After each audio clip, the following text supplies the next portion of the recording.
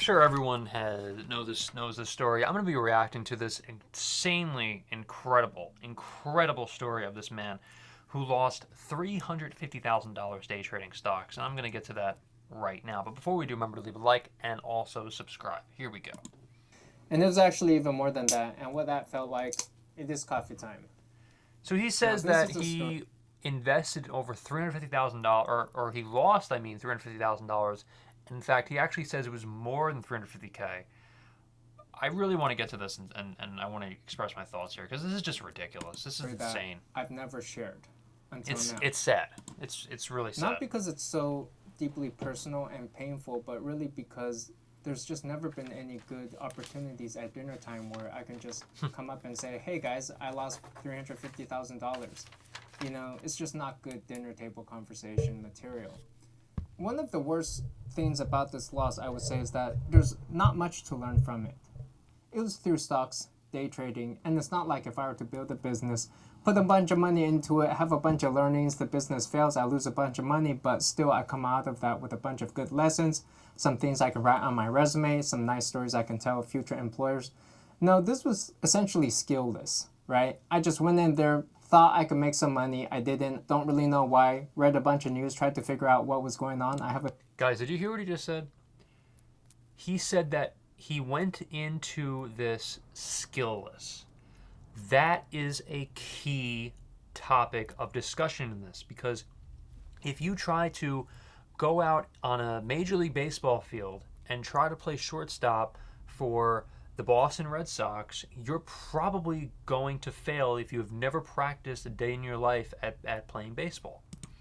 A few theories here and there. This was especially painful to me because I had spent actually like a year trying to get good at day trading. I had learned all about tech.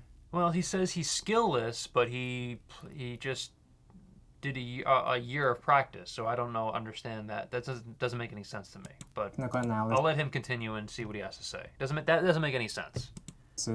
I have been reading up on news, staying up to date with The Economist, reading that every week, and yet I still managed to lose so much money that it just made me wonder, like, what am I even doing here? This video, by the way, is sponsored by brilliant.org/techlead. Check them. You'll be able to solve fascinating of brilliance. Oh my God. 14. And also because I felt that the dollar was weak and I just thought it was good diversification, and I thought commodities were relatively stable perhaps because they represented real physical materials underneath. But what happened was that in the later half of 2014, commodities dropped 40%. And this was known as a commodity price shock of 2014. If you look it up, people don't really know what happened. According to Wikipedia, the commodity price shock cannot be attributed to any single factor or defining event. It was caused by a host of industry-specific macroeconomic and financial factors, which came together to cause this huge simultaneous large drop. And so despite all the news I was reading, the technical analysis that I was doing, messing around with Bollinger Bands, simple moving averages, Fibonacci lines, none of that really worked, and I just lost my shirt in that whole game. And there would be days I would be losing $20,000, $30,000, $40,000 in a day. And me 30, 40,000 in a day. Could you imagine? I mean, but here's the thing, okay? Because I've been reading this book by a really famous day trader, and he says that it doesn't make you a good day trader to lose $30,000 or $1,000. It doesn't make you a better trader. It's never good to lose $1,000. Yet alone $30,000 in one day, yet alone $350,000 all time. It makes no sense. Meanwhile, my job was paying me like a few $100 that day. And I think it was around that time that I had been quitting a lot of my jobs because I just didn't see the meaning of that. And I really wanted to get more focused on day trading because I felt that had more financial impact. But for me, despite how much I tried, I don't know if any of my efforts in stocks really had any impact, right? Some of it could have just been imaginary. Maybe I was making money just because I was lucky sometimes. Why did he stick to commodities if commodities was failing like miserably? I have so many questions. But I think I can attribute my losses to a few factors, and these may be good takeaways. One is that I had been new to the game and I felt a little overconfident and I was starting to make money right off the bat and I thought that this whole thing could continue. But you could It makes sense, but money is not forever. The market doesn't stay stable for at any point. It's always changing. The market is always changing. It's never staying the same, is what I meant to say. only be lucky for so long. So during this time, I would do a lot of leveraged investing where I would take out loans from the brokerage at a lower interest rate, and then I would invest that into the stock market, believing that I could beat the interest rate at least.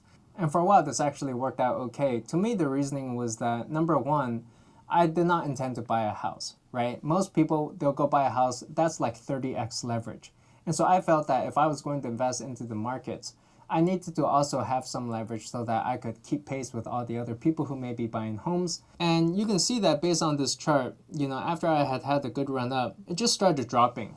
And it would just drop every single day and go down and down. And I kept believing that maybe it would go up. And it wasn't a steep drop, it was just a gradual decline, the type that really catches you by surprise over a long period of time. And you just keep thinking, well, maybe it's going to go up, maybe And it never did. It just kept on going down. it's just going to go up starting now, maybe next week.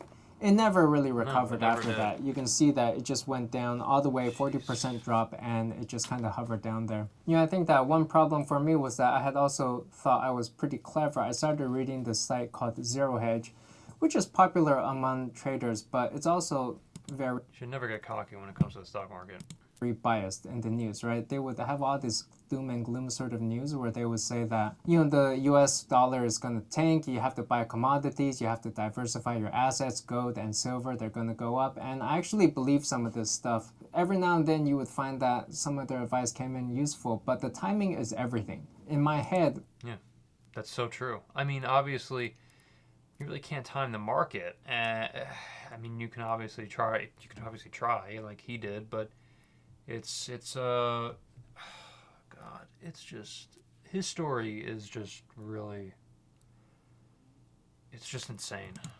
I was so confident because I was only reading the news that I wanted to read. After this whole experience, I actually started putting more mainstream news like Yahoo Finance onto the bookmarks that I would check just because I wanted some more balance. By the end of the year, I logged in and came to the hard conclusion to just cut my losses. I didn't believe in commodities or gold anymore at that point. I had seen that the S&P stocks were all going up or at least neutral.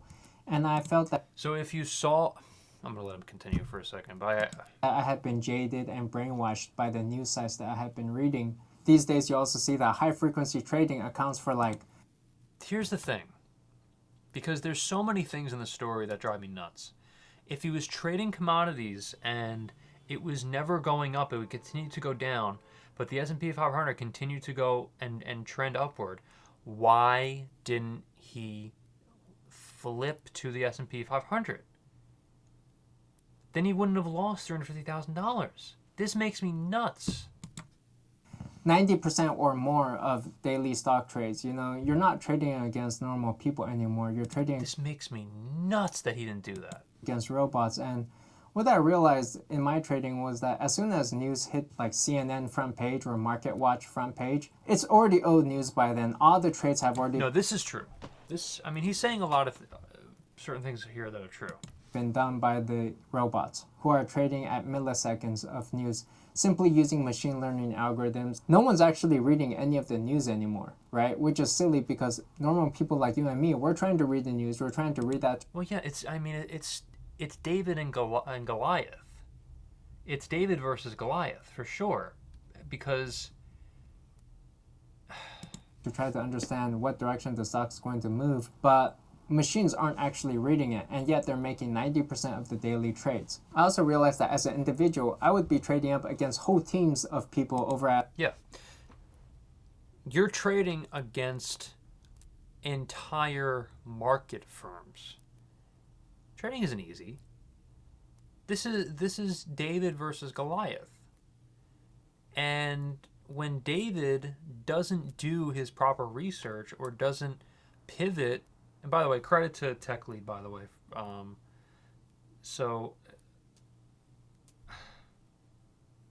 But when you don't pivot to go into another sector of the market, like the S&P 500, when you see it's trending upward, and you continue to trade commodities, then you're going to fail every single time.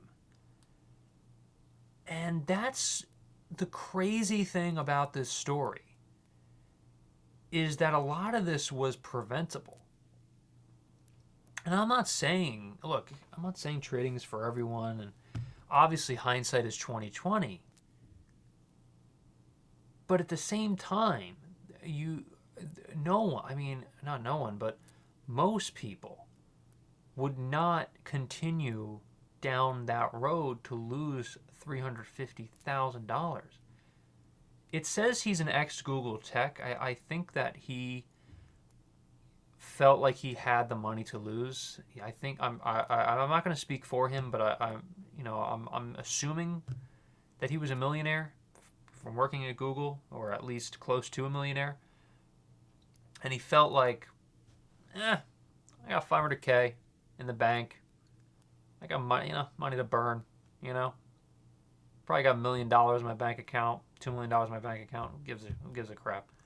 And you go into that cocky. You go into it way too. He admits he's confident. Probably way too confident. And he kept on thinking to himself and reading bad information that the stock was going to, or not the stock, but the commodities were going to turn around, and it never did. And he saw the S&P 500 was trending upward, but he never pivoted.